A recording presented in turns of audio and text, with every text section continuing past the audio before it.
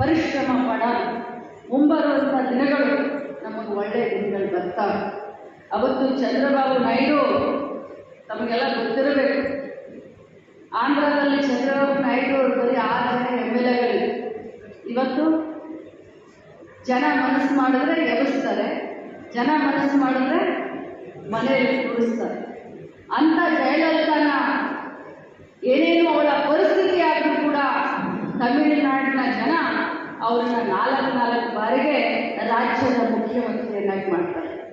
ಯಾಕೆ ಎಲ್ಲ ಉದಾಹರಣೆಗಳನ್ನ ನನ್ನ ಗೋಕಾಕ್ ಮತ್ತು ಅರಬಾವಿ ಕ್ಷೇತ್ರದ ಜನರಿಗೆ ಹೇಳ್ತಾ ಇದ್ದೀನಿ ಅಂತಂದ್ರೆ, ಈ ಸೋಲಿನಿಂದ ಯಾರು ಕೂಡ ಕಂಗೆಡಕ್ಕೆ ಹೋಗಬೇಡ. ಇದು ನಿರಂತರವಾದಂಥ ಪ್ರಕ್ರಿಯೆ. ಪ್ರಜಾಪ್ರಭುತ್ವದಲ್ಲಿ ಹೇಗೆ ನಮ್ಮೂರಲ್ಲಿ ಜಾಮೂನು ಜಾತ್ರೆ 5 ವರ್ಷಕ್ಕೊಮ್ಮೆ 10 ವರ್ಷಕ್ಕೊಮ್ಮೆ ಆಗುತ್ತೆ, ಅದು ಪ್ರಜಾಪ್ರಭುತ್ವದಲ್ಲಿ ಪ್ರತಿ 5 ವರ್ಷಕ್ಕೊಮ್ಮೆ ಪ್ರಜೆಗಳ ಜಾತ್ರೆ ಆಗುತ್ತೆ. ಅದನ್ನು ತಲೆಯಲ್ಲಿ ಇಟ್ಕೊಳ್ಳಿ. ಆಯ್ತು, ಬಹಳಷ್ಟು ದಿನದಿಂದ ನಾವು ಪಾರ್ಲಿಮೆಂಟ್ ಸೀಟಿಂದ ಗೆಲ್ಲಲಿಲ್ಲ. ಆದರೆ ಇನ್ಮೇಲೆ ತಾವು, ಯಾಕಂದ್ರೆ ನಾನು ಒಬ್ಬಳೇ ನಿಂತರೆ ಸಾಲೋದಿಲ್ಲ, ಬಂದು ತಾವು ಬಹಳಷ್ಟು ಚೆನ್ನಾಗಿ ಕೆಲಸ ಮಾಡಿ. BJP ಅವರನ್ನೇ ಹೇಳ್ತಾ ಇದ್ರು, ಅಕ್ಕ ನಮ್ಮ ಕೆಲಸ ಆಗೋದಿಲ್ಲ ಅಂತ ಹೇಳಿ. ಯಾರು ಒಬ್ಬರು ಬಾಯಲ್ಲಿ ಕೂಡ ಇರಲಿಲ್ಲ, ಅವ್ರಿಗೆ ವಿಶ್ವಾಸ ಇರಲಿಲ್ಲ ನಾವು ಗೆಲ್ತೀವಿ ಅಂತ ಹೇಳಿ. ಆದರೆ ಜನ ಇವತ್ತು ನಮ್ಮನ್ನು ಸೋಲಿಸಿದ್ದಾರೆ, ಅದನ್ನು ಒಪ್ಕೊಳ್ಳಲ್ಲ. ಆದರೆ ಎಲ್ಲಿ ತಪ್ಪಾಗಿದೆ ಅದನ್ನು ಸುಧಾರಿಸಿಕೊಂಡು ಮುಂಬರುವಂಥ ದಿನದಲ್ಲಿ ಈ 2 ಕ್ಷೇತ್ರದ ಏನು ಡಿಪ್ಯೂಟೆಡ್ ಕ್ಯಾಂಡಿಡೇಟ್ಗಳಿದ್ದಾರೆ ಅಥವಾ ಸ್ಥಳೀಯ ನಾಯಕತ್ವಗಳಿದೆ, ಅವರಿಗೆ ನಾನು ಬೆನ್ನೆಲುಬಾಗಿ ನಿಲ್ತೀನಿ, ನಾನು ಮಾರ್ಗದರ್ಶನ ಮಾಡ್ತೀನಿ. ಇವತ್ತು ಸತೀಶಣ್ಣ ಜಾರಕಿಹೊಳಿ ಅವರು ನಮ್ಮ ಜಿಲ್ಲೆಯ ಉಸ್ತುವಾರಿ ಸಚಿವರು, ನಮ್ಮ ಪಕ್ಷದ ನಾಯಕರು, ಅವರು ಕೂಡ ನಮ್ಮ ಚುನಾವಣೆಯಲ್ಲಿ ಕೆಲಸ ಮಾಡಿ ನಾವೆಲ್ಲೆಲ್ಲಿ ಕಳೆದು ಅಲ್ಲೆಲ್ಲ ಬಂದು ಪ್ರಚಾರ ಮಾಡಿದ್ವಿ. ಆದರೆ ಈ ಬಾರಿ ಕಳೆದ ಏನು ಸತೀಶ್ ಜಾರಕಿಹೊಳಿ ಅವರು ನಿಂತ ಚುನಾವಣೆಯಲ್ಲಿ ಅವರಿಗೆ ಅರಭಾವಿ ಕ್ಷೇತ್ರದಲ್ಲಿ 71,700 ಮತ ಬೈ ಎಲೆಕ್ಷನ್. ಆದರೆ ಮೃಣಾಲ್ ಹೆಬ್ಬಾಳ್ಕರ್ಗೆ 79,630 ವೋಟ್. ಸೌದತ್ತಿ ಕ್ಷೇತ್ರದಲ್ಲಿ ಸತೀಶಣ್ಣ ಜಾರಕಿಹೊಳಿ ಅವರಿಗೆ 64,000 ಬಿಟ್ಟರೆ ಮೃಣಾಲ್ ಹೆಬ್ಬಾಳ್ಕರ್ಗೆ 84,000 ವೋಟ್. ಗೋಕಾಕ್ ಕ್ಷೇತ್ರದಲ್ಲಿ ಅಣ್ಣರಿಗೆ 59,000 ವೋಟ್ ಬಿಟ್ಟರೆ ಮೃಣಾಲ್ ಹೆಬ್ಬಾಳ್ಕರ್ಗೆ 83,000 ವೋಟ್.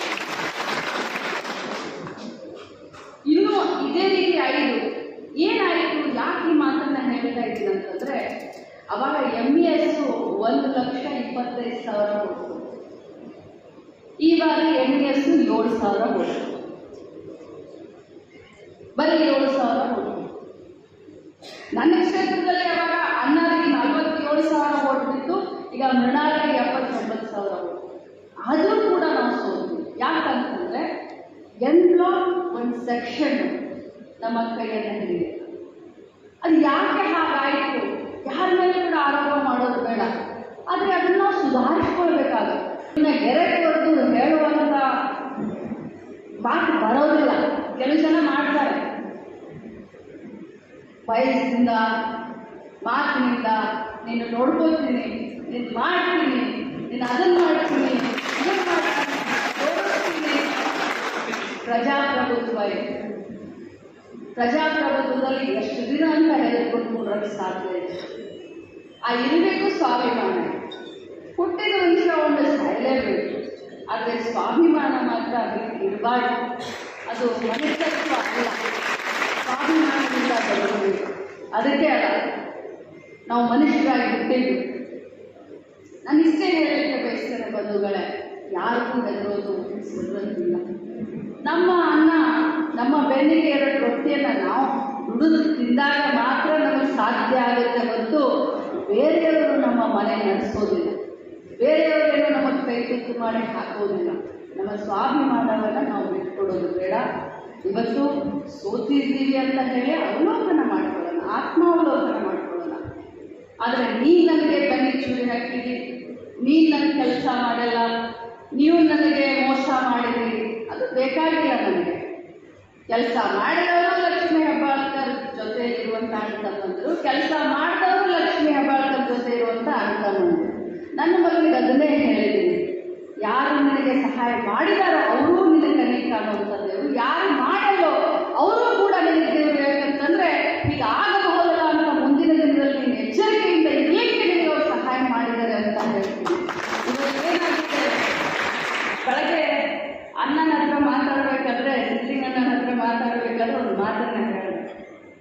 ಬಿದ್ದವರು ಸಂಕಟದಲ್ಲಿ, ಗೆದ್ದವರು ಸಂಕಟದಲ್ಲಿ.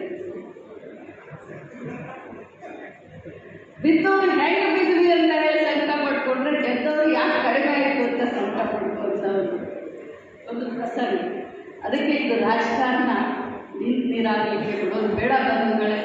ತಾವೆಲ್ಲರೂ ಬಹಳಷ್ಟು, ಯಾಕಂತಂದ್ರೆ ಇಂಥ ಒಂದು ಸಮಯದಲ್ಲೂ ಕೂಡ ತಾವು ನಮ್ಮ ಬೆನ್ನಿಗೆ ನಮ್ಮ ಪಕ್ಷವನ್ನ ಸಂಘಟನೆ ಮಾಡಿದ್ರಿ. ನನಗೆ ಒಂದು ಕರೆ ಇತ್ತು, ತಾವೆಲ್ಲ ಹೊರಗೆ ಬೀಳ್ತೀರಾ ಇಲ್ಲ ಹೇಗೆ ಏನು ಅಂತ. ಯಾಕಂದ್ರೆ ಮಾಂತೇಶ್ ಕಡಾಡಿ ಅವರು ಮಾತನಾಡಿದಾಗೆಲ್ಲ ಅಕ್ಕ ನಮ್ಮ ಜನ ಕಣ್ಣಿಗೆ ಕಾಣೋದಿಲ್ಲ, ಆದರೆ ಇರ್ತಾರೆ, ಓಟ್ ಮಾತ್ರ ನಮ್ಗೆ ಬೀಳ್ತವೆ ಅಂತ ಪದೇ ಪದೇ ಹೇಳ್ತಾ ಇದ್ದೆ. ಆದರೆ ಪ್ರತಿಯೊಂದು ಬೂತ್ನಲ್ಲಿ 15 ಜನ ಕಾರ್ಯಕರ್ತರು ಇದ್ರೂ ಕೂಡ ಬಹಳಷ್ಟು ಶಿಸ್ತಿನಿಂದ ನಮ್ಮ ಪಕ್ಷದ ಅಭ್ಯರ್ಥಿನ ಗೆಲ್ಲಿಸಲಿಕ್ಕೆ ತಾವು ಪ್ರಯತ್ನ ಪಟ್ಟಿದ್ದೀರಾ. ತಮ್ಮ ಋಣ ನನ್ನ ಮೇಲೆ, ನನ್ನ ಮಗನ ಮೇಲೆ, ಪಕ್ಷದ ಮೇಲೆ ಇದೆ. ಮತ್ತೆ ಸಂಘಟಿತರಾಗೋಣ, ಮತ್ತೆ ಸಂಘಟನೆಯನ್ನ ಮಾಡೋಣ. ನಿಮ್ಮೆಲ್ಲರ ಜೊತೆಯಲ್ಲಿ ನಾನು ನಿಲ್ತೀನಿ. ನನ್ನ ಇಲಾಖೆಯಲ್ಲಾಗಲಿ ಸರ್ಕಾರದಲ್ಲಾಗಲಿ ಏನು ನನ್ನ ಕಡೆಯಿಂದ ಸಹಾಯ ಸಹಕಾರ ಬೇಕೋ ಅದನ್ನು ನಾನು ಮಾಡ್ತೀನಿ. ನಾನು ಕೂಡ ನಿಮ್ಮ ಜೊತೆ, ನಿಮ್ಮ ಕಷ್ಟದಲ್ಲಿ ಸುಖದಲ್ಲಿ ಇರ್ತೀನಿ. ಯಾವುದೇ ಕಾರಣಕ್ಕೂ ಕೂಡ ಹಿಂದೆ ಒಳ್ಳೆ ನೋಡೋದು ಬೇಡ, ಇನ್ನು ಮುಂದೆ ಸಾಗೋಣ ಅಂತ ಹೇಳ್ತಾ ಧೈರ್ಯದಿಂದ ತಾವೆಲ್ಲ ಇರಿ. ನಾನು ಕೂಡ ನಿಮ್ಮ ಜೊತೆ ನಿಲ್ತೀನಿ ಅನ್ನುವಂಥ ಮಾತನ್ನು ಕೊಟ್ಟು, ಫಲಿತಾಂಶದ ನಂತರ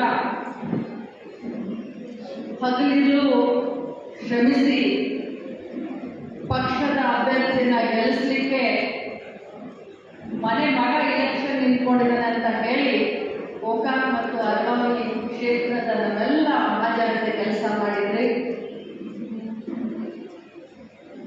ರಾಜಕಾರಣದಲ್ಲಿ ಇಲೆಕ್ಷನ್ನಲ್ಲಿ ಸೋಲು ಗೆಲುವು ಇವು ಸಹಜ ಪ್ರಕ್ರಿಯೆ.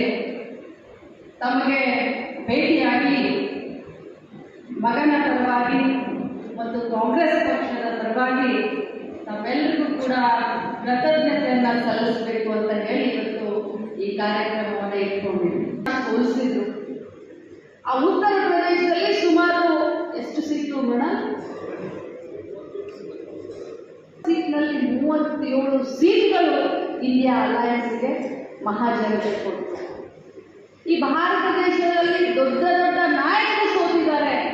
ಆ ಸೋತಂತ ನಾಯಕರು ಮನೆಯಲ್ಲಿ ಕುತ್ಕೊಳ್ಳಲ್ಲ, ಮರಳಿ ಯತ್ನವ ಮಾಡು ಅಂತ ಹೇಳಿ ಇವತ್ತು ದೇವೇಗೌಡರು ಸೋತಿದ್ರು, ಇಂದಿರಾ ಗಾಂಧಿ ಅವರು ಸೋತಿದ್ರು, ಯಡಿಯೂರಪ್ಪನವರು ಸೋತಿದ್ರು, ಸಿದ್ದರಾಮಯ್ಯ ಸಾಹೇಬರು ಸೋತಿದ್ರು. ಅವರೆಲ್ಲ ಮತ್ತೆ ಹುಟ್ಟುದು ಎದ್ದು ನಿಂತು ಜನರ ಮನಸ್ಸಿನಲ್ಲಿ ವಿಶ್ವಾಸವನ್ನ ಮೂಡಿಸಿ ಇವತ್ತು ದೇಶದ ಇತಿಹಾಸದಲ್ಲಿ ಮತ್ತು ರಾಜ್ಯದ ಇತಿಹಾಸದಲ್ಲಿ ದೊಡ್ಡ ದೊಡ್ಡ ಹೆಸರನ್ನ ರಾಜಕಾರಣದಲ್ಲಿ ಮಾಡಿದ್ದಾರೆ. ಇವರೆಲ್ಲ ನಮಗೆ ಆದರ್ಶ.